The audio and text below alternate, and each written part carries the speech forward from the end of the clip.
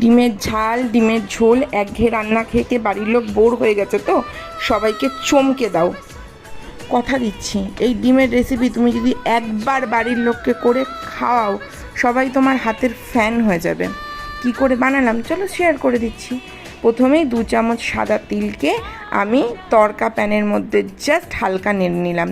3টে ডিমকে সিদ্ধ করে নুন হলুদ মাখিয়ে সাইডে রাখলাম। মশলার জন্য লাগছে 2টো পেঁয়াজ আমি ডুমডুম করে কেটে রেখেছি, কয়েকটা রসুন, কয়েকটা আদা, কাঁচা লঙ্কা।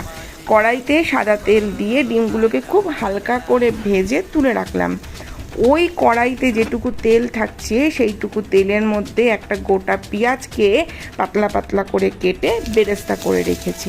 বেরেস্তা কিন্তু খুব লাগবে, তুমি ওটা এইখানে রান্নায় কোনো কিছু তুমি স্কিপ করতে পারবে না।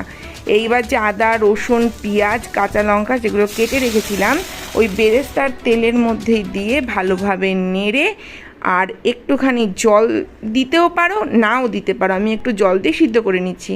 আর এদিকে মিক্সিতে পোস্ত আর ওই তিল, তার সাথে কাজু বাদাম আর কিশমিশ দিয়ে ভালোভাবে একটা মিহি পেস্ট করে রাখলাম। এইবার ওই পেঁয়াজ রসুন আদার পেস্টটা তো ঠান্ডা হয়ে গেছে এতক্ষণে, ভালোভাবে ওটাকেও একটা মিহি পেস্ট করলাম। কড়াইতে একটু সাদা তেলের সাথে ঘি ফোড়নে দিয়ে গোটা গরম মশলা দিয়ে যে মিহি পেঁয়াজ রসুন আদার যে মিহি পেস্টটা করে রাখলাম সেটা দিয়ে বেশ 2-3 মিনিট নাড়াচ্ছি। 2-3 মিনিট ছাড়া কিন্তু আর কষানোর দরকার নেই, কারণ পেঁয়াজ আদা রসুন আগেই সিদ্ধ রয়েছে। এরপর অল্প একটু হলুদ গুঁড়োটা তোমরা স্কিপ করতে পারো, কিন্তু আমি একটু হলুদ দিয়েছি।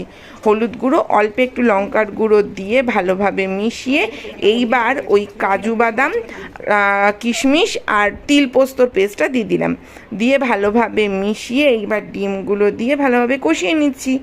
আর একদম ঝোলটা শুকিয়ে গেলে ওপরে পেঁয়াজ বেরেস্তা দিয়ে পরিবেশন করলাম। তোমরা এটা ভাত, রুটি, ফ্রাইড রাইস, পোলাও যার সাথে ইচ্ছা তার সাথে খেতে পারো।